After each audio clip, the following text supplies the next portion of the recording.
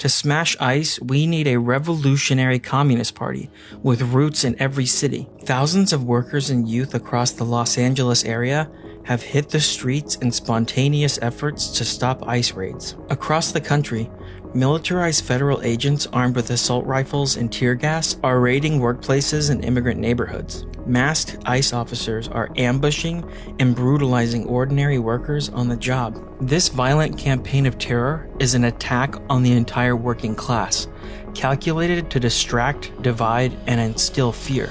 Trump wants to appear tough as he stumbles from one failure to another. He promised to raise living standards for American workers. Instead, he is plunging the economy into a crisis that risks spiking unemployment and inflation, and planning to cut Medicaid and other essential services. So Trump needs a distraction, but he's playing with fire. It's been 5 years since the George Floyd uprising sent Trump hiding underground into the White House bunker. His provocations risk igniting another mass movement. Some protests have reached over 10,000 participants. In response, Trump federalized 2,000 National Guard troops and sent in 700 Marines. California Governor Gavin Newsom complained about the blunt force and purposefully inflammatory tactics of the Trump regime. Like other Democrats, he simply prefers a more surgical approach to terrorize immigrant workers. No matter which party is in power, an anti-immigrant policy is pursued. The Democrats' cynical public posturing is pure deception.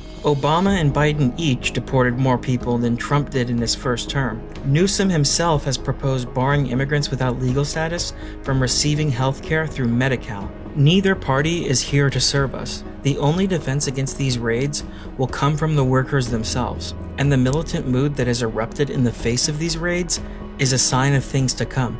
But as the experience of 2020 shows, mass spontaneity on its own is insufficient to effectively fight against the armed bodies of the state. What is needed is mass working class action and organization. These protests should be staging grounds for the coordination of mass assemblies. Neighborhood defense committees like those seen during the George Floyd uprising should convene across LA and anywhere else threatened by ICE attacks. Democratically elected councils should be formed and linked up to coordinate protests and strikes nationwide. Most of the munitions being used on protesters are produced in California. Delegates from these councils could reach out to munitions factory workers and call on them to lay down their tools and strike. Organized labor should step up into the fight and coordinate a class war response, including protests and strikes. Already, the state has come down hard on labor. Cops beat up and detained President of the California SEIU, David Huerta. He was hospitalized for a head injury. The SEIU has 700,000 members just in California. They could spearhead a mass movement against Trump's attacks. Nationally, the AFL-CIO could mobilize millions of workers in solidarity and launch a drive to organize the unorganized, documented or not. The only way a movement can be organized effectively is if it is led with class war methods. To smash ICE, we need a revolutionary communist party with roots in every city. Through nationally coordinated action, such a party could obliterate all barriers preventing the workers from winning political and economic power. The revolutionary communists of America are building such a force. We stand shoulder to shoulder with our class in the fight, not only against the racist and xenophobic administration, but against the entire rotten capitalist system it serves. We fight for the immediate and unconditional legalization